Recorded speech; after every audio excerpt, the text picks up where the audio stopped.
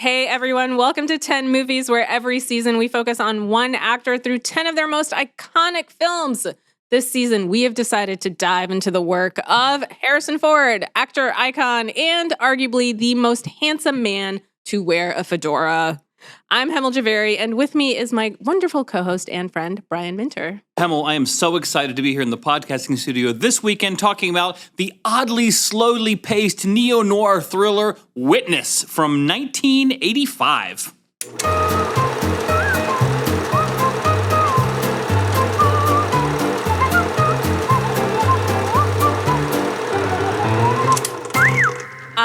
You called it slowly paced, and I agree with you, but I'm going to say that it is scorchingly paced. Scorchingly paced? Scorchingly paced. Well, we're going to have to talk about this.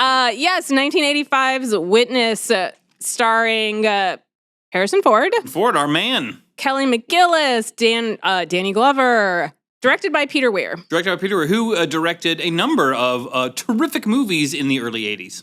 He also directed Master and Commander, but this is not a Peter Weir podcast. This is a Harrison Ford podcast, and that is what we are here to talk about today. I like that you put Master and Commander outside of the good movies category. But yeah, we are here to talk about Witness, which I think is it's peak Harrison Ford, if I may say so. Well, he was already a movie star by 85, but he was a genre guy, right? All his movies were about robots and aliens, right? It was Star Wars and Indiana Jones and Blade Runner, and this was Harrison Ford showing the world that he could do serious, substantive, dramatic roles. Now, before we start talking about that, what I want to ask you, Brian, which is a question you usually ask me, but I'm going to flip it around to you this time. Can you please describe the plot? Well played, Hemal. That's contrary to our podcasting protocols, but I'll give it a shot. It is. Right, so Harrison Ford plays John Book. A hardened Philadelphia police detective. Indeed. And there's a nice Amish lady and her son who've had some family tragedy. Their dad has died. Her husband has died. The kid's father. Died. So they're going to Baltimore to visit her sister-in-law. And the kid, the sweet little cute kid with giant saucer-like eyeballs, witnesses a murder. Danny Glover macks a dude in the train station bathroom. Wow, spoiler alert. Spoiler alert for this movie that is 40 years old. So they go, oh my God, Harrison Ford, we saw a murder. Oh, this is terrible. He's like, oh, we're going to solve this crime. But then he realizes it is corrupt cops who whacked the guy, and they're after him, and they're going to kill him, and they're going to kill the little Amish kid. They've got to get out of there and go to their remote Amish village in Pennsylvania. Then 6 or 7 hours of movie goes by where basically nothing happens. And then the corrupt cops show up and they have some sort of cat and mouse gunplay scene. Harrison Ford whacks a few of them, and that's the end of the movie. Wow, you skipped over all of the important bits of the film, which were that this lady takes a shower with a sponge, like the hottest shower that I've ever seen somebody take on screen, and they build a barn. I'm surprised that you left out those two key plot points. There's a lot of I only want to return to the barn building scene. I have some things to say about it. We should talk about it. There's a lot of things that we need to talk about. But yeah, that is basically the plot. It's like this weird, I guess like the Wikipedia is neo-noir. I don't know enough about films. I get that from Wikipedia too, but I don't really know. I don't really know what that is, except it is like a slow, steamy thriller kind of a thing that they don't make anymore. I agree that it's something you don't make anymore. I feel like it's structured as a thriller, and from what I can tell, it was marketed as a thriller. Yeah. But to me, a thriller is very suspenseful, and it's fast-paced, and you don't know what's going to happen.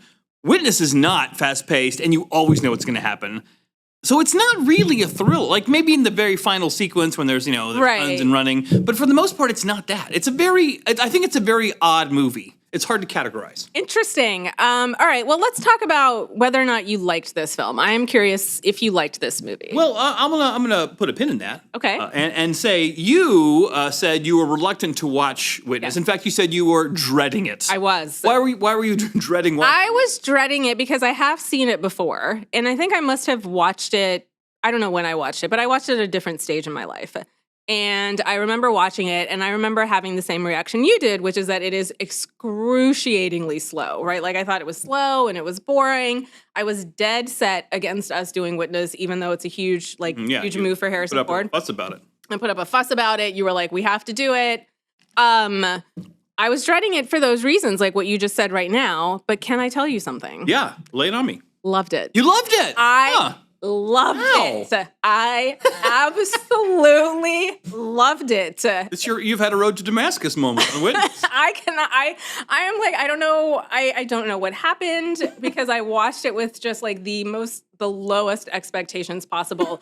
And now I am convinced that it is like peak filmmaking. Nobody made a movie as good as Witness. So I know I sounded like I was down on it, but I actually did enjoy it, right? Like it was very slow paced, but not in a pejorative way, right? Like it doesn't seem to fit any recognizable category of film. And it definitely, you wouldn't make it today for a million reasons. But yeah, I liked it too. But I don't think I liked it as much as you. I'm surprised. You really turned a corner on it. I'm so surprised at myself. I was watching it last night and I incredibly turned a corner. Like from the opening scene, I was like, oh, okay, this is actually good. And I think so much of it has to do with the cast. We talk about the cast. We talk about the chemistry. Let's talk about the cast. Who's in the film Witness that I might have heard of? Well, we already know Mr. Harrison Ford. We will save him for later. Kelly McGillis. Loved Kelly McGillis. You might remember her from a little movie called Top Gun. So how did she make Top Gun and Witness? She's making all these big, because this was a commercial and critical hit. Yeah. She made all these big movies and then what? You never heard from her again. I never saw her in another movie. She must have been a movie star for a little while. She was a movie star for a little while, and then as happens in Hollywood, she actually had the temerity to get older, and she probably just stopped getting cast in things. Can I say something about Kelly McGillis' character? Yes, her name's Rachel. Rachel, yes. So Rachel is the actual dynamic character in the story. Rachel, her husband died. Yep. She's trying to find a place for herself in this kind of, warm but repressive and isolated community. She's got a kid she's raising on her own. This traumatic thing happens. These bad people are. She meets this outsider, and he's kind of handsome. She's kind of into him. She is a very interesting character, but the movie doesn't. We only get her in relation to Harrison Ford's character, who was nowhere near as dynamic. Like, the movie should have been about Rachel. Yes and no. Like, yes, the movie should have been about Rachel, but we don't value female protagonists, so that's just a thing that happened in 1985. But Harrison Ford's character shifts quite a bit as well. So you think so? I do think so. I think that it's very subtle, obviously, but she's not the only dynamic character. Well, let's come back to him. They're not in addition to Kelly McGillis, we had Lucas Haas. Her son, who plays Samuel Lapp. Cutest kid I have ever seen. Now, all child actors are bad. The best they can do is no harm. And I think Lucas Haas achieves that here, right? He has this real, sort of terrified, wide-eyed wonder vibe that you, like an Amish kid might have, seeing some new and interesting things. So, yeah, I thought he was good as the kid. I thought he was great as the kid. I think that his perfect little face just pulls you in right away. You have a lot of empathy for the kid watching a murder. Yeah, he looks like a salamander. He's got giant eyes and this big wet eyes. Yeah, giant tug ears. He's real cute. He's cute. We also have Danny Glover as Lieutenant James McPhee, who is a minor character. Yeah, he's so the police chief is the real bad guy, but Danny Glover's like the hitman cop who does the killing. Small role, but small role, but very, very recognizable. Patti LuPone as his Harrison Ford's sister. Right. Patti LuPone is in that small role, and we have a guy whose name I actually do not remember. He's like the villain, except like he's literally in two scenes. He's like Sergeant Schaefer or something like that. What's the guy's name? The bad chief. The bad chief. Oh, I don't remember his name. But he's the bad chief. He's the bad chief. Yeah, the bad chief. He's the bad chief. And I don't quite remember what the bad chief and the bad cops, they're doing drugs? They're doing something bad. No, so what happened here is that Danny Glover murders a narcotics agent because the narcotics agent presumably found out he was onto them. There was a conspiracy they had confiscated drug paraphernalia and they were reselling it to make millions and millions of dollars. And the whole precinct basically was in on it. Yeah, and then Harrison Ford goes to Chief. He's like, oh shit, Chief, Danny Glover's a bad cop. Chief's like, oh, you know what? BT Dubs, I'm a bad cop too. Exactly. So there's that. And then Viggo Mortensen. Viggo Mortensen in a very minor role as, his name is Moses. I saw, I think I must have seen that before the movie, so I was looking for him. I would never, you just see his face for 2 seconds. That's it. He's basically an extra. I mean, I'm sorry, but he just looks so un-Viggo Mortensen-like. Very fresh faced. 40 years ago. He was 18 years old. But yeah, no, actually great cast. Incredible chemistry. I cannot say enough good things about this movie, which I'm incredibly surprised because I thought I was going to hate it. Yeah, I was all ready for you to be poo-pooing it. No. In fact, I even thought I knew what the things you were going to poo-poo were. Oh, really? What did you think I was? Well, the pace. The pace. And the, I thought Harrison Ford's character didn't really change a lot, and maybe it wasn't super interesting. But let's talk about Mr. Ford and his work here in the film. But I actually want to go back. I do want to talk about that, but I want to go into like a little bit more about the pace of the film because I think that we do not talk enough about how there's like we don't have movies anymore where there is like we don't have movies anymore. We don't. We just have Star Wars and we have Marvel. That's all we have. Where the entire movie is just like unresolved sexual tension. Like the entire 50 minutes in the middle, there's like 10 minutes of action in the beginning, 10 minutes of action at the end, is Kelly McGillis and Harrison Ford staring at each other, not saying anything. He like drinks lemonade like that. And like the whole Amish village picks up and they're like, yeah, you certainly do have eyes for that Englishman, don't you? I mean, it's pretty darn obvious. But yes, it's a slow burn of a film, and they do not make slow burn movies anymore, which I find very sad. Yeah, I think this is what we were saying a minute ago and what you're saying now, that like, it's rare to like, nothing happens, right? The characters kind of like, they go through their day and they think some thoughts and they say some things. And like the movie isn't trying to like constantly have things happen. They're just like, you know what? This is what we're going to let this roll. Yeah. It really is just about their ability to connect to each other and their ability to connect to the actor or to the audience. And it had to work because if it didn't, then it would have been a total flop. But like their chemistry is just incredible on screen. Before we talk about Harrison Ford, though, since we're talking about this sense of pacing, I'll talk about the barn racing scene. Let's talk about it. So you think, you're going to make a movie set in an Amish community, and you're going to include a barn racing scene. How cliche can you get?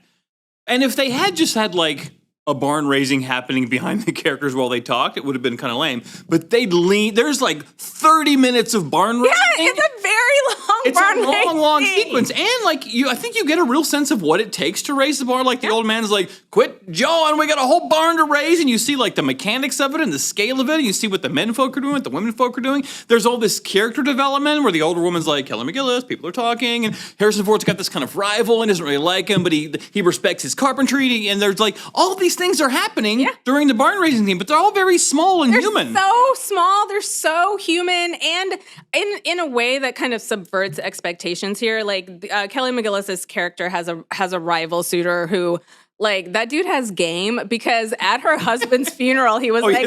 No. But even like in a more contemporary movie, that guy would have gotten in a fist fight with Harrison Ford. Well, that's exactly what you just get like, he's a little jealous and resentful, and that's all that happens. Exactly, that's what I was going to say, where you would expect like fisticuffs or like some big dick swinging contest, but he's like, no, we're actually going to be. Yeah, we gotta raise this barn together. We gotta raise a barn together. And then at the end of the barn raising scene, almost in passing, Harrison Ford meets the couple the barn is being raised for, and he's like, oh right, we did this for you.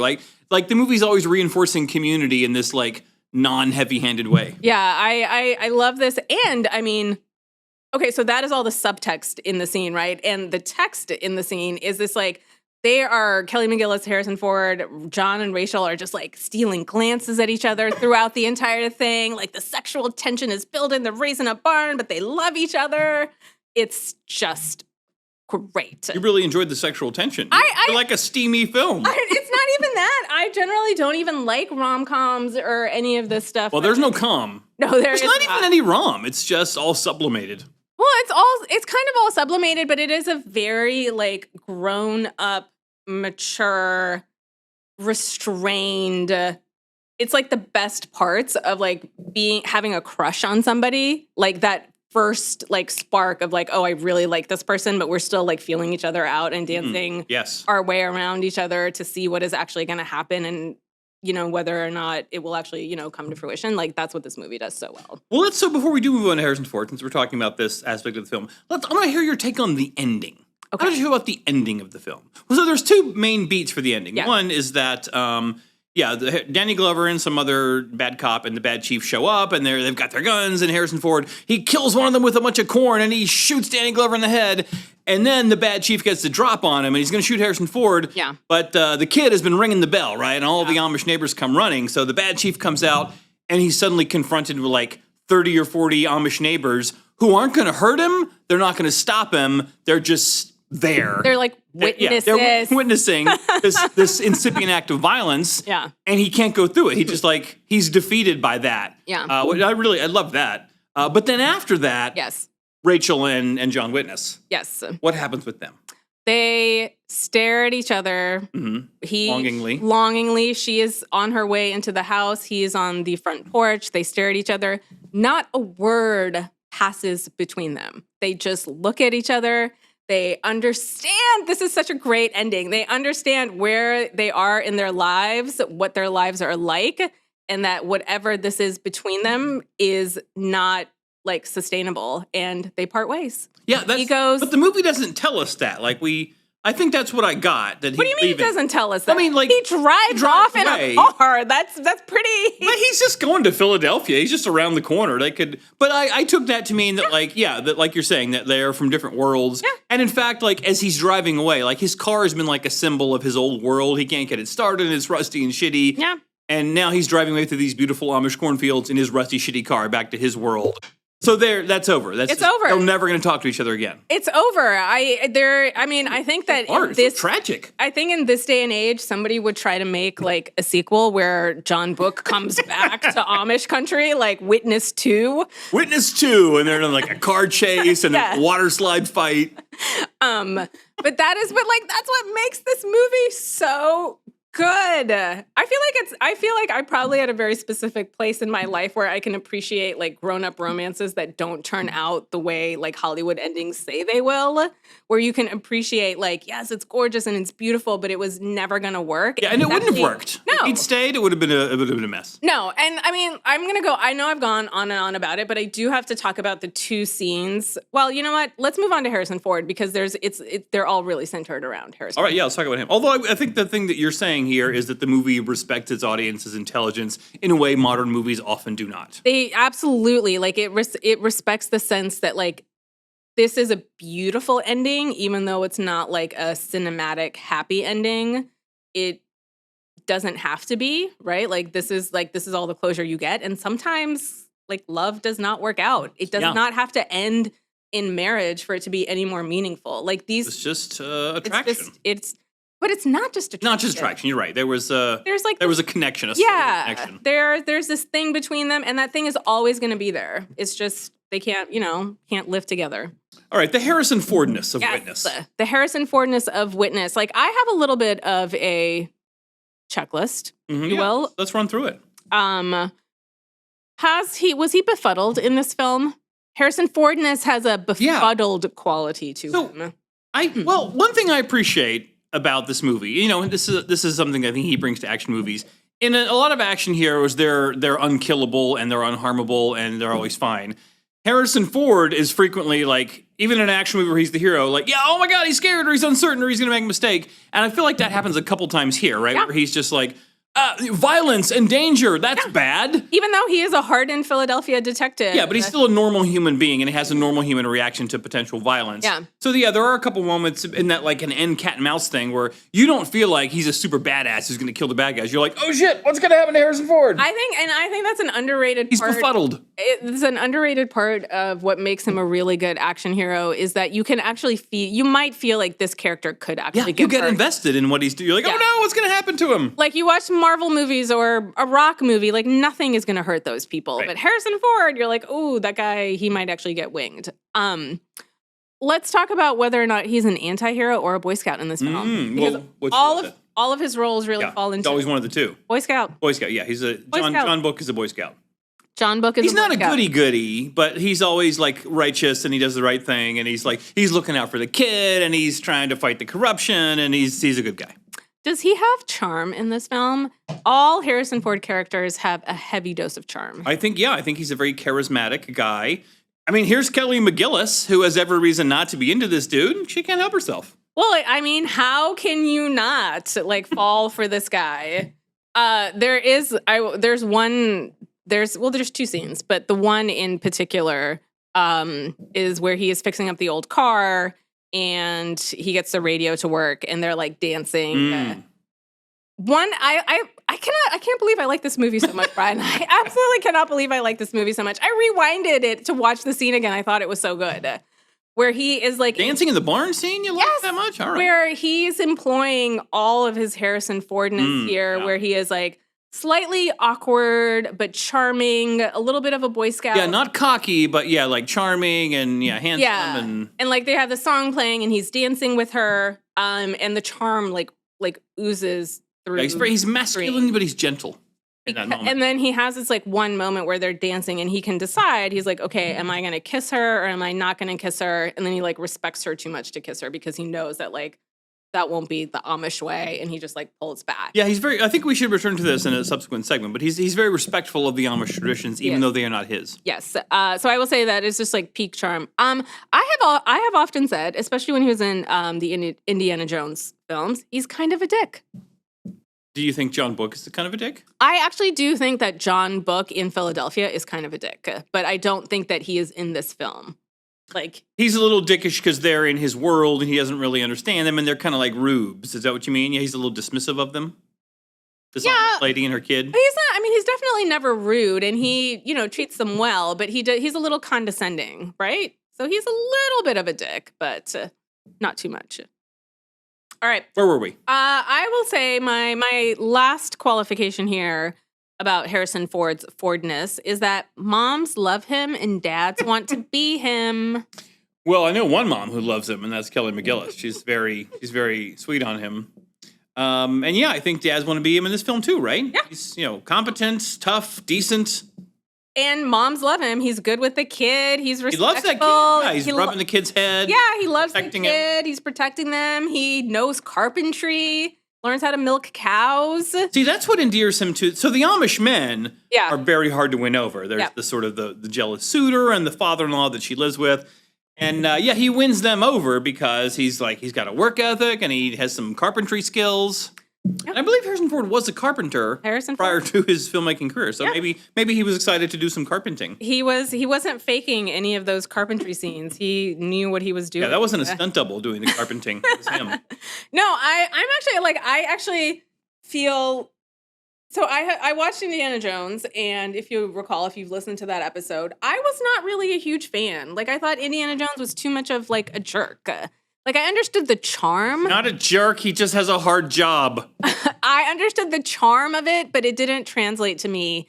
And Witness, boom, won me over for Harrison Ford. Like, I felt like you were finding it difficult to understand the appeal of Harrison Ford, but Witness turned the corner for you. Witness really turned a corner for me where I can see it. Like, I could see the empathy, I could see the charm, and why women are throwing themselves at this guy. I see it.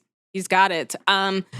Yeah, I feel like the Harrison Fordness really sells this book or sells this movie. But you said that you don't think that there was character progression for Harrison Well, I think Ford. for John Witness, he starts out calling him John Witness. Oh, whatever.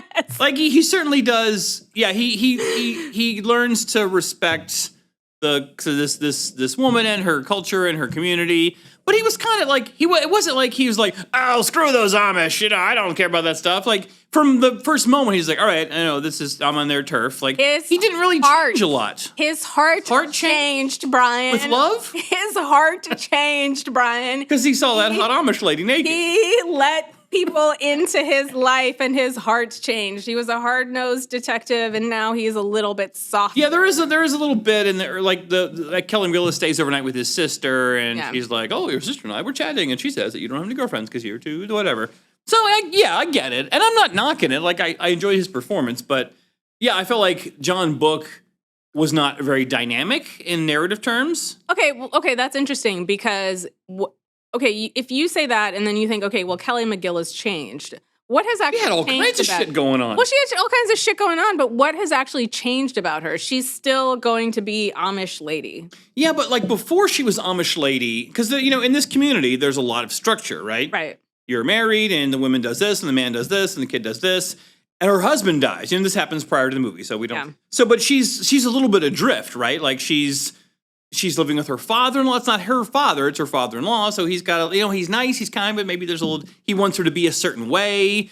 And in the beginning of the movie, she's never a shrinking violet, but she's a little bit Yeah, she doesn't really fit in, and she's sort of struggling with like what to do when her husband's dead. But like I feel like through the course of the movie, she's going through all this stuff, and her child's in danger, and she's got all these feelings for this outsider. And I feel like she manages to like resolve all those things with like her integrity. Like when people are kind of coming down on her, she's like, no, I've done nothing wrong. You have no reason to treat me that way. Yeah, like she is fighting to like maintain this integrity and really like to find this place that did not exist for her prior to, and deal with all these feelings she's having for this guy, which are very wrong to her. Well, it's a lot. She's going through a lot. I agree with you. I agree with all this. She's going through a lot. I think she makes like the best decision she makes in this film, and like the thing that really does change her is the scene where, again, like very little happens in this movie, so this is like a huge moment. Is when she takes her little bonnet off, right? Like she takes her bonnet off. Like, so previously there have been like 2 scenes where they could have made out, right? Like one is when they're dancing in the barn where he's like, could have kissed her and he's so close, but then he like starts dancing around the bar again. 2, much more overt, where she's like trying to take a bath with like a sponge or something with a door wide open. He's checking her out. She's like, hello. Yeah, he's checking her out, and she's like, why don't you witness this? She doesn't flinch. She's like, come and get it. And he doesn't. So they have these 2 moments where they could have like consummated their relationship. He chooses not to. She seems willing in both. And so he's like very respectful, right, of her traditions. He's very gentlemanly. Very gentlemanly. And then the third moment where I think she really changes with what you're saying is so subtle. She takes off her bonnet as this like very direct, like, okay, I am like putting my Amishness aside for a minute. She like runs out to him because she knows that he's leaving, and they like have a passionate kiss out like in the middle of a field, and that's it. That's it. That's the end of the relationship. That's the consummation of that.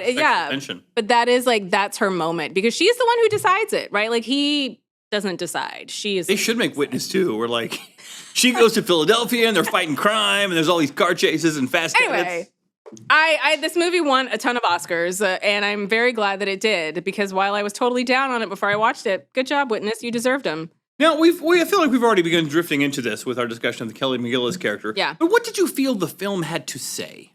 That is interesting. Sorry, go ahead. Well, finish what you're saying. Well, I think, we should discuss the fact that the movie is set in and is depicting a very specific, very insular kind of community that you rarely see in popular culture. Yes. I think that, in some ways this is a very conservative film, but I think that the overall message, and whether or not you agree that the message is right or accurate, is a different situation. But it's about community. I feel like the messaging of this film is not just about, unrequited love and people from different backgrounds, et cetera, et cetera. Really, the overarching theme is community, right? Like that is what Witness is actually celebrating, is the community that the Amish bring and the community of like fellowship, society, et cetera, which is missing in John's life before this happened. Yeah, and what I liked about I read up a little bit, and I think Amish people at the time did not love this movie. Maybe not necessarily because of its content, but because of just the very fact of a movie with violence in it, like depicting their community. And I believe the actual people and places featured were Mennonite rather than Amish, because you can't make a movie with Amish people in it. But I thought overall, it was treated very respectfully. The movie's never gawking at this place that is strange. Harrison Ford is kind of like, oh, you don't have buttons? What the hell? So there's some of that stuff, but he's just understanding it. But it also, I didn't think it was this they are noble and pure and primitive, and the outside world is bad. It just felt like this is a very different place, and the people who live here live a very different way. But that's what they want to do, and that's fine. I felt the movie was very even-handed in the way it showed us. Everybody in this movie was just people. Yeah, and I think there's a couple of really good scenes that kind of endear you to Harrison Ford a little bit more even. And one is where Samuel finds the gun and Harrison Ford yells at him and takes it away from him. And you understand. They're mad there's a gun. They don't like that there's a gun in their house. Yeah, they're mad that there's a gun in the house. And again, so much of this movie is just Kelly McGillis and Harrison Ford looking at each other and trading looks with zero dialogue. And so she sees that. So what he does is he takes the bullets out. He's like, this is safe now. He's very gentle and caring about it. But once Samuel leaves the room, like her demeanor changes like any mom's, and she's like, I don't want this fucking thing in my house. Yes. And you're expecting, like narratively, you're expecting a battle or him to try to be defensive. And I need the gun. He's like, you're right. Like, even before she gets her thing out, he's like, you're right. Like, he caves. And you're just like, oh, God, I love you. Cupboard. I love you. He's like, oh, I was like, oh, he's perfect. I love him in this dumb movie. I'm so mad at myself, Brian. We know one bit that I think is related to this that I really liked. So there's this scene, and I remember growing up and like, you're like, oh, if you go to an Amish place, you can scream at them and throw milkshakes and they won't do anything. It's like the way people talk about like the bobbies outside London, Buckingham Palace. So there's this scene where these like asshole townies are messing with like some of the Amish men who were in town, and Harrison Ford's with them, and he's dressed like he's one of them to fit in. And he gets out, and he's like, "You're not gonna mess with my Amish friends anymore." And they're like, "No, don't do it, John Witness. Don't be violent." He's like, "No," and he just whacks this guy, just beats the crap out of this guy, and it's so satisfying. It's like, yeah, that guy deserved to get his ass kicked. But rather than that being an actual feel good moment, they tried to tell him not to do that. Yeah. He shouldn't have done it, and that act of violence that he commits has negative consequences. Yeah. That is how like he gets eventually caught, because like the sheriff in the town comes, and they're like, "Whoa, an Amish guy beat up somebody. What's the story?" That's how he gets back to all the bad cops, and that unleashes this act of violence on this adoptive community. Yeah. And I love the connection there that like we would love to see him punch that guy, but he shouldn't have punched that guy. And really, it is saying like, violence is bad. Like, there's no glorifying. Which is not what action movies ever say. They always say violence is the right answer. Yeah. This is actually saying violence is bad. Every single violent act here that happened was not a good redemptive act. And there's no, like, joy in Harrison Ford when he's, like, beating people up or anything like that. He, like, is physically pained when he's doing it. Yeah, he gives into, like, this negative emotion. And also, like, the Amish people in the film, the Amish characters, they're not like saintly about it, right? Like you can see that like this is their belief, this is their discipline. They're not like, we love not being violent when people are messing with us. Like it's just something they force themselves to do. And I think and it is difficult like to watch it, because while you can empathize with Kelly McGillis' character Rachel, it is a tough society for women, and it doesn't try to hide that fact. It doesn't say, oh, we're secretly empowering these women or anything. It doesn't hide any of it. It's just like, yeah, this is how it is. Like, they're just doing this, and she's okay with it. Doesn't make any judgments about it. You can churn butter, or you can not churn butter. Yeah, there's no judgments about it. It is what it is. And you can read it through a modern lens, which I am tempted to do and be like, oh, this is really repressive. But if this is what you like and you feel empowered doing it, great. Yeah, you're right. I like the movie. The movie does not like force you to take a stance, and it doesn't take a stance on whether like the way this community lives is bad or good. Yeah. This is it. We're showing you how it is. This is what it is. And like you said, that very last scene where really it's the community that comes to witness this act of violence about to happen is the thing that's... And their act of witnessing actually prevents this, the violence from going any further. Yeah. I'm like, dude, I'm amazed. I loved it. I loved Witness. It. I loved it. I thought he's so good. So many great scenes between these two. They don't make slow burn movies anymore, and they should. Yeah, there's like you wouldn't make this movie now, right? Because it's like maybe you could make like a little indie film that no one saw with this kind of pace, but you would never make like a big high production value A-list star movie like this. I mean, do you trust your audience enough to understand that the two characters who have just been gazing longing at each other throughout the entire like 2 hours of this film, their final scene, they're not going to say a word. They're not going to touch. They're just going to communicate everything. No, they don't trust us anymore. Everything has to be like explicitly and heavy-handedly stated. I love you, but our lives are never going to work. And now we're going to fight the bad guys, and that'll be smart. Anyway, I feel like we had a lot to say about Witness. I loved it, but there's two more things that I want to talk about. Yes. Do you have a movie MVP here? Who was the most valuable player in the movie other than Harrison Ford? Other than Harrison Ford? Well, I'll let you go first because I feel like there's a strong contender. Well, there's a couple, but I mean, it's obviously Kelly McGillis. Yeah, I would say Kelly McGillis, certainly. She's so like, and like, I think you believe that she is this, like, she's kind of pushing back a little against the repressive nature of her society and the roles that it limits women to, but not in a, like, you go girl, like, contemporary way that would ring false. Yeah, it's not like a weird girl boss energy or anything like that. She has this, again, after the scene in the barn where her father-in-law tries to, like, chide her for dancing with Harrison Ford. He puts it right back in his face. She's like, no, I am not shaming myself. You are acting shameful right now. So like she has this like great strong spine. And again, the movie doesn't work if you don't have like her vulnerability and her strength all in the same like characterization. Yeah, she was great, but since I need one of my own, I'll say Lucas Haas as a little kid. Yeah. Just really like. And like, towards the end, you get that he's like his father's died, and he's you don't really see him processing that, but he really like gloms onto Harrison Ford, and that gives a lot of nice little moments there. And then at the end, he's scared and he runs off, but then he comes back to help and he rings the bell. And yeah, good work, Lucas Haas. It's great, and I love it. I thought it was good, and Viggo Mortensen, can't go wrong there. Where do you think this fits into the canon of Harrison Ford films? Let's see. Well, I think we talked about the canon of films, and this is probably not his most popular. I mean, this was a successful film; people know it. Described as a sleeper hit is what people tell me. But I do think, and I think maybe I said this a little bit earlier. Like, I think this was a big deal movie for him because.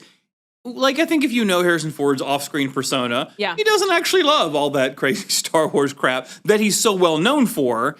Like, so this was him doing something that wasn't a sci-fi genre movie. And he was a handsome white guy, so he would have gotten many more chances. But, like, you could see maybe there was a lot riding on this movie for him, right? Like, if he wants to do these kind of movies, he kills it, right? He gets an Academy Award nomination. It's a movie successful, like... This was, I think, an important movie in his career because then he went on to do lots of different kinds of things. Yeah, I'm sorry, I'm just like scrolling through his IMDb, but yes, until he gets Witness, it was all robots and aliens. It was robots, aliens, and it happened like right after Raiders of the Lost Ark. Yeah, Raiders, Temple of Doom came out in 1984, Star Wars 1983. Blade Runner, 1982. He did the thing that Dwayne Johnson is afraid to do. He's like, you know what? I'm beloved as a genre star, but look what else I can do. Yeah, I don't know what was happening on Witness, but it is the thing that like turned his career. It got him an Oscar nomination, and fully well-deserved. I don't know what he was up against, but the way they were making googly eyes at each other, give him the statue. If they had an Oscar for googly eyes, I think him and Kelly McGillis would have both won. Anyway, I need to go process why I like this movie so much. I'm afraid of what it says about me. All right, let's go watch Witness again. And what else? Are we all done here? Are we finished? I think that's it. I feel like I have been won over by Harrison Ford. This is huge. Hemal has been won over by Harrison Ford to Witness, and no doubt you have been won over by the Witness episode of the 10 Movies podcast. So please, my friends, if you've made it this far, we would love for you to rate and review 10 Movies on the podcast listening application of your choice. That is all we ask of you, and it is not really so much. Thank you so much for listening. We'll see you next week.